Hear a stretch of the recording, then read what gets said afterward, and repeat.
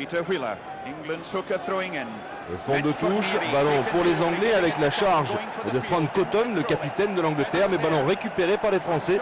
À nouveau avec Lucien Pariès qui va occuper la moitié de terrain anglaise, avec la pression notamment de Jean-François Gourdon, lui aussi un tout jeune joueur qui va très très vite, et les Français qui récupèrent la balle et qui peuvent repartir à l'offensive avec Pariès qui alerte ses trois quarts, un ballon qui va jusqu'à Roland Bertrand, qui est pris, qui réussit tout de même à attendre ses coéquipiers.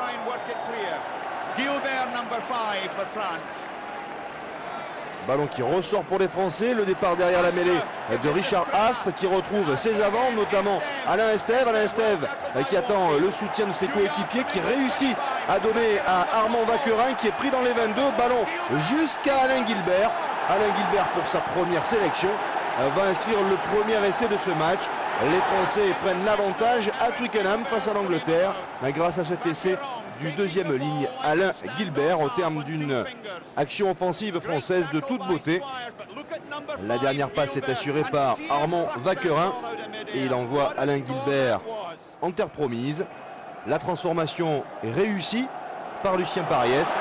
L'équipe de France mène 6-0 à Twickenham face à l'Angleterre, qui ont déjà marqué un essai par l'intermédiaire d'Alain Gilbert et qui continue à mettre la pression sur la défense anglaise. La nouvelle mêlée, introduction pour Richard Astre. Et une nouvelle offensive pour les Français avec Lucien Pariès qui ouvre sur ses trois quarts, notamment pour Tafari intercalé qui a pris le trou. Tafari qui donne à hauteur pour Jean-François Gourdon qui, avec ses jambes de sprinter, va marquer un nouvel essai pour l'équipe de France. Deuxième essai pour les Français grâce à Jean-François Gourdon, l'ailier du 15 tricolore. C'est le 8e essai de Jean-François Gourdon avec le maillot de l'équipe de France.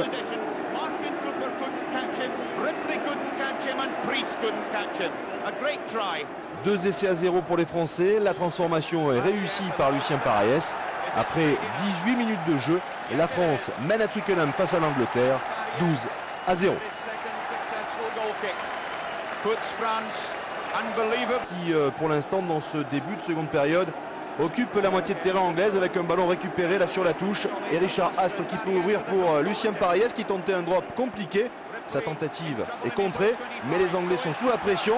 Les Français poussent ce ballon au pied, peuvent le récupérer. Ils sont plus qu'à 2 mètres de la ligne. Un ballon qui atterrit jusque dans les mains de Claude Spanghero qui va aplatir un nouvel essai en faveur de l'équipe de France. C'est le 3e pour les Français dans ce match. Il est l'œuvre du Narbonnais Claude Spanghero. L'équipe de France reprend le large dans ce début de seconde période. La transformation est réussie par Lucien Pariès. Les Français mènent alors 18-10 à Twickenham. 8 points d'avance pour l'équipe de France face à l'Angleterre. Rencontre. Les Français sont tout près de la ligne d'en but de l'équipe d'Angleterre avec une touche favorable pour les Français. Ballon récupéré par Richard Astre qui tente une offensive. Il feinte son retour avec ses avants. Il trouve Jean-Pierre Rive qui transmet ce ballon aux trois quarts français pour un nouvel essai. Il est l'œuvre de Jean-Martin Etchenik. 4e essai pour l'équipe de France. Pour le trois quarts centre français, âgé de seulement 21 ans et qui joue là son 2e match international. La première fois qu'il mettait les crampons sur la pelouse de Twickenham. Jean-Martin Etchenik marque le 4e essai de l'équipe de France. La transformation à venir pour Lucien Pariès, pas évidente, mais elle est réussie par le demi d'ouverture de l'équipe de France. La France mène alors de 11 points, 24-13 à Twickenham face